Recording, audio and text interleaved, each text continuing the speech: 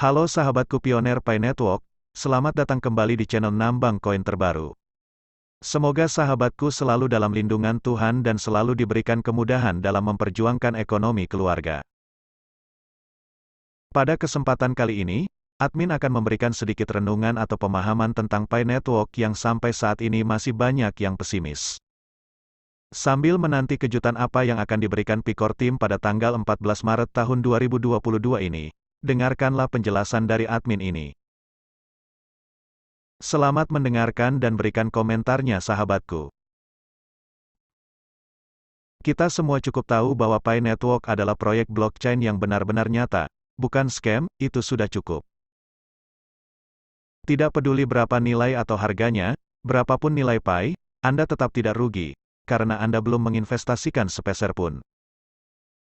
Menurut situasi saat ini, tidak mungkin Pi tidak berharga sama sekali. Anda mungkin bukan tidak mempercayai Pi Network, namun Anda kurang percaya pada diri sendiri. Kurang percaya mana mungkin peluang yang baik begini akan jatuh pada diri Anda. Sejak lahirnya internet pada tahun 1980-an, semua jaringan berjalan pada satu protokol, yaitu protokol HTTP, tidak peduli apakah perusahaan yang terdaftar di internet, atau jaringan pribadi institusional. Atau semua yang disebut blockchain hari ini seperti Bitcoin, Ethereum, dan berbagai koin abal-abal semuanya berjalan pada protokol HTTP. Bayangkan berapa besar nilai yang telah dibuat oleh protokol HTTP. Mulai saat ini, protokol Pi kita akan mengubahnya, mereformasinya, menggantikannya, menumbangkannya, seperti ponsel Android dan Apple yang menumbangkan ponsel Nokia dan Motorola sebelumnya.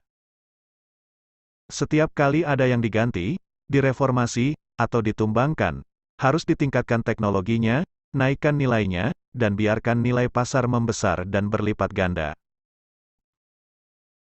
Dan jangan lupa, protokol Pi.2 garis miring atau ekosistem Pi di masa depan, akan selalu berputar di sekitar koin Pi kita. Pada kesempatan ini, saya akan mengulas sekilas mengapa harus ada testnet, mainnet tertutup dan terbuka. Bagaimana jika tidak ada mainnet yang tertutup? 1. Jaringan terbuka berarti source code program sepenuhnya open source, dan kode tersebut akan bebas dijiplak. 2. Kode akan disalahgunakan oleh pihak-pihak tidak bertanggung jawab.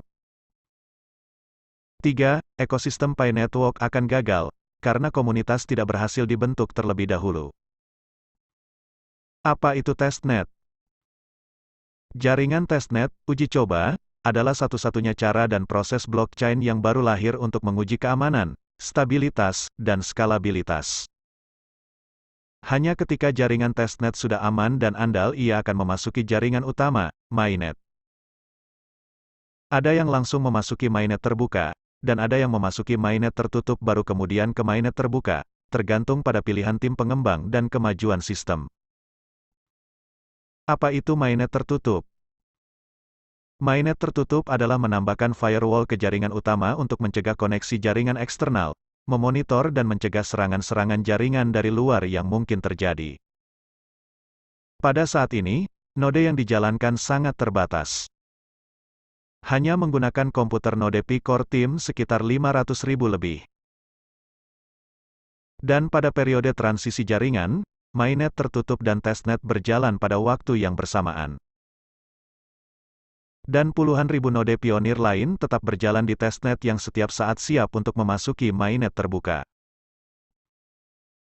Mainnet terbuka berarti bahwa jaringan lain, individu, dan yang lainnya dapat terhubung ke jaringan utama. Firewall akan dibatalkan dan API, Application Programming Interface, tidak akan dilindungi oleh firewall.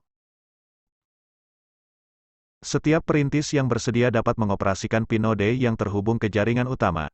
Pada saat ini port-port testnet akan dibatalkan agar bisa berjalan secara efisien dan maksimal.